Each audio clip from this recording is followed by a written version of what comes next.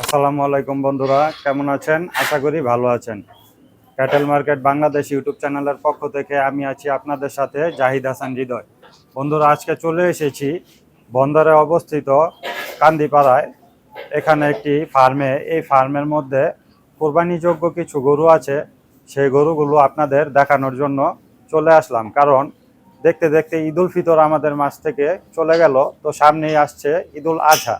ঈদুল আজহায় আমাদের কোরবানি করার জন্য কোরবানিযোগ্য পশুর প্রয়োজন পড়ে। হাটে খামারে বিভিন্ন জায়গা থেকে আমরা গরু ছাগল সংগ্রহ করে থাকি কোরবানি দিয়ে আল্লাহকে খুশি করার জন্য। তাই একটি খামারে কিছু কোরবানিযোগ্য পশু আছে, আপনাদের দেখানোর জন্য চলে এসেছি। তো বন্ধুরা, চলুন দেখা যাক এই খামারে কি ধরনের কোরবানিযোগ্য পশু আছে, সেগুলো আপনাদের দেখাই। এবং আমার এই ভিডিওটি যদি আপনাদের দেখে ভালো লেগে থাকে, আপনারা লাইক কমেন্ট শেয়ার করবেন এবং সাবস্ক্রাইব করে পাশে থাকা বেল আইকনটি টিপে দিবেন। তো বন্ধুরা, চলুন শুরু করা যাক আজকের অনুষ্ঠান। আসুন। আসসালামু আলাইকুম ভাই।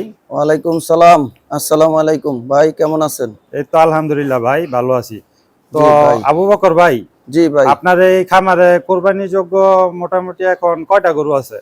ভাই, এবছর কুরবানির যোগ্য গরু আমার খামারে কিছু ছিল, এখন দুইটা আছে। আমি রোজার মধ্যে কিছু গরু বিক্রি করে দিছি। রোজার মধ্যে ভালো দাম পাওয়ায় আপনি কিছু সেল করে দিয়েছেন। জি। তো সামনে কোরবানিযোগ্য গরু কি আরো আসবে?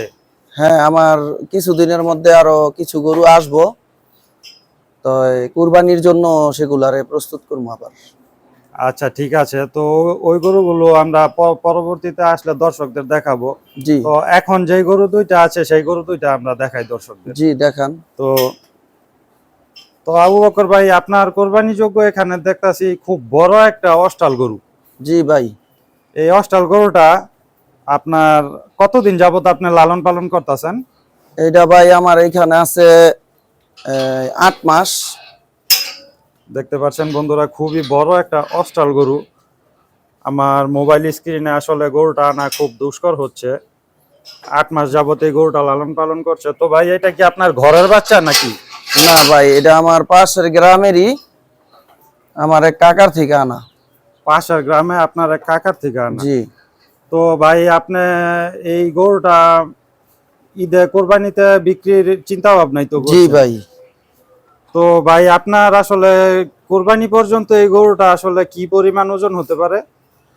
কুরবানি পর্যন্ত আমি আশা করি গরুটা প্রায় 900 থেকে 1000 কেজি ওজনে আসবে। 900 থেকে 1000 কেজি। বর্তমানে এটার ওজন সম্পর্কে কি আপনার ধারণা আছে? বর্তমানে ভাই, অনেকদিন আগে এটার ওজন দেওয়া হয়েছিল, তখন এক কসাই উনি প্রায় 600 কেজির মতন বলছিল, সেটা অনেক দিন আগে। অনেক দিন আগে? জি। এটা কি কয়েক মাস আর কি। তো এটা কি আসলে ফিতার মাপে না? ফিতার মাপে। ফিতার মাপে। জি। তো আবু বকর ভাই, এই গরুটা যদি কেউ আপনার নিতে আগ্রহী হয় জি। কোরবানির বাজারে, তো যদি কেউ বলে যে আমি এখন নিব, তারপর আপনার খামারেই থাকবে, ঈদের আগে তিনি নিয়ে যাবে, আসলে সেই ধরনের কোনো ব্যবস্থা আছে? কুরবানির জিনিস তো এটা। অনেকে আসলে চায় যে গরু কিছুদিন আগে কিনা রাখতে, আসলে শহরে এটা সম্ভব হয় না, কারণ জায়গা সংকট। চায় যে খামারে কিনে রাখি। জি, সেটা কুরবানির 1 সপ্তাহ বা 15 দিন আগে হইলে সেটা সম্ভব না। জি। আচ্ছা। তো এই গরুটা আসলে যদি আপনার কোরবানি পর্যন্ত যদি আপনি লালন পালন করে দেন, তাহলে আসলে মোটামুটি কত টাকা বিক্রি হতে পারে? একটা ধারণা কি আমাদের দর্শকদের দেওয়া যাবে? ধারণা দেয়া যাবে, এটা 4 থেকে 4.5 লাখ টাকা হতে পারে। 4 থেকে 4.5 লক্ষ টাকা হ্যাঁ, দাম আসতে পারে। তো এটা কি মানে আপনার দর্শকরা কথা বলার সুযোগ আছে?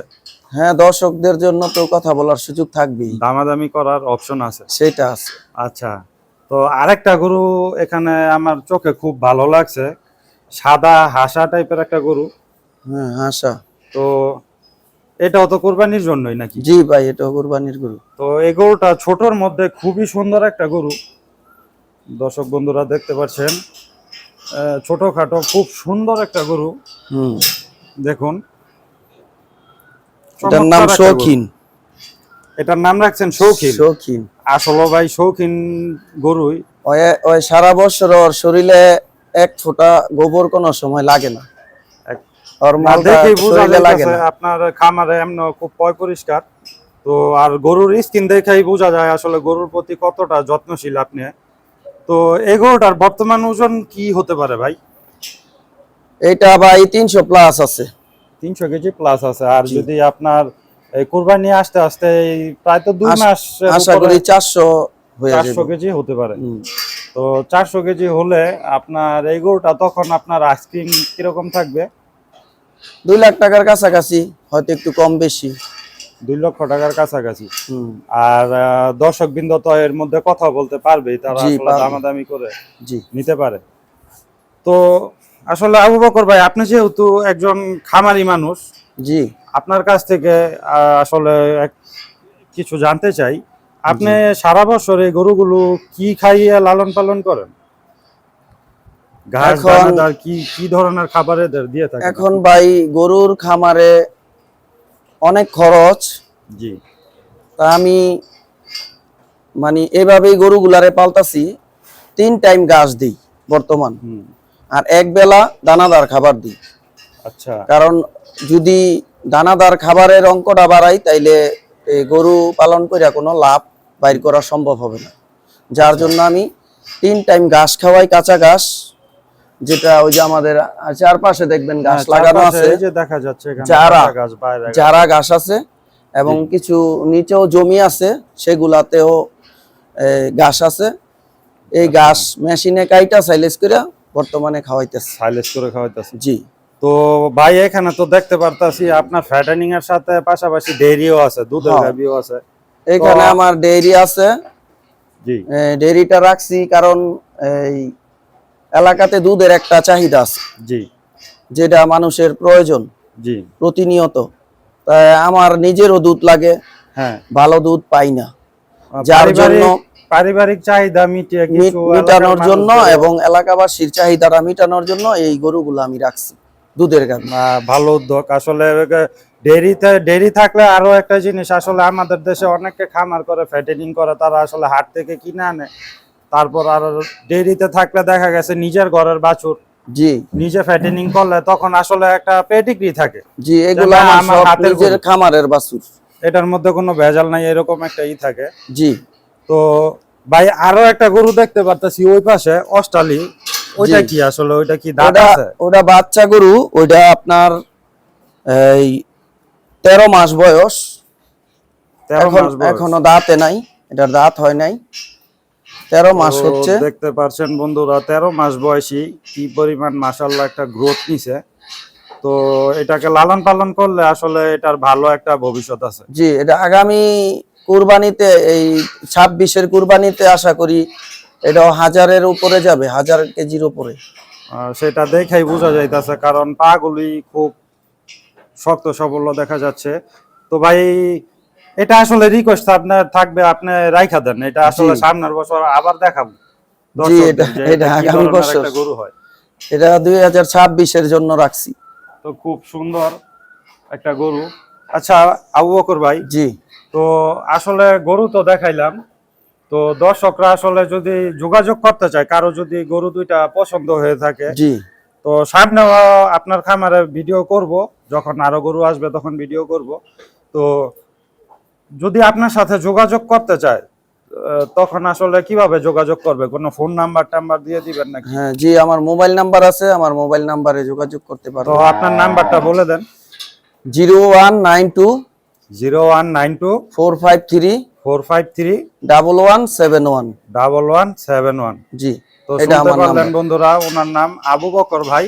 উনি একটি গরুর শেড করছে, এখানে উনি ফ্যাটেনিং এর গরু লালন পালন করে, তাছাড়া তার ডেইরিও আছে, কিছু গাড়লও লালন পালন করে দেখতে পারলাম। তো এই একটা গরু হাসা জাতের, এবং এখানে অস্টাল খুব বড় একটা গরু বন্ধুরা। এটা আসলে আপনাদের না দেখলে আপনারা বুঝতে পারবেন না, স্ক্রিনে আসলে অতটা ভালো করে বোঝা যাচ্ছে না, তাও চেষ্টা করলাম আপনাদের ভালো করে দেখানোর। তো বন্ধুরা, এখানে উনি প্রাকৃতিক উপায়ে গরু লালন পালন করে। এই যে দেখতে পাচ্ছেন, ওনার প্রচুর পরিমাণে ঘাসের জমি। এই প্রাকৃতিক ভাবে যে ঘাসগুলো হয়, যারা ঘাস, সেই ঘাসগুলি খাইয়ে উনি এই গরু লালন পালন করে। তো বোঝাই যাচ্ছে, আর গরুর আপনার রেসপন্স দেখেই বোঝা যাচ্ছে গরুগুলি আসলে অন্য কোনো উপায়ে মোটা তাজা করা না, কারণ অন্য কোনো উপায়ে যারা ইনজেকশন অনেক দিয়ে রাত। গরু মোটা তাজা করে গরুগুলো আসলে ঝিমায়, এগুলো আসলে ঝিমানো গরু না, দেখেই বোঝা যাচ্ছে। এই যে দেখুন। তো বন্ধুরা, আপনারা যদি ইচ্ছুক হন গরু দুইটা কেউ যদি কেনার ইচ্ছা পোষণ করেন, আপনারা এই নাম্বারে ফোন দিয়ে যোগাযোগ করবেন, এবং এখানে আপনাদের সাথে ওনার দর কষাকষির সুযোগ আছে। উনি যে দামটা চাইছে, দামটা আসলে চাওয়া দাম, আপনারা এসে দামাদামি করে ওনার কাছ থেকে গরু নিতে পারবেন। আরও গরু কোরবানির আগে এখানে আসবে। তো আপনাদের এই খামারে আসার আহ্বান জানিয়ে আজকের ভিডিওটি শেষ করছি। ভিডিওটি যদি ভালো লেগে থাকে লাইক কমেন্ট শেয়ার করবেন এবং সাবস্ক্রাইব করে পাশেই থাকবেন। সকলের সুস্থতা কামনা করে এখানেই শেষ করছি। আল্লাহ হাফেজ।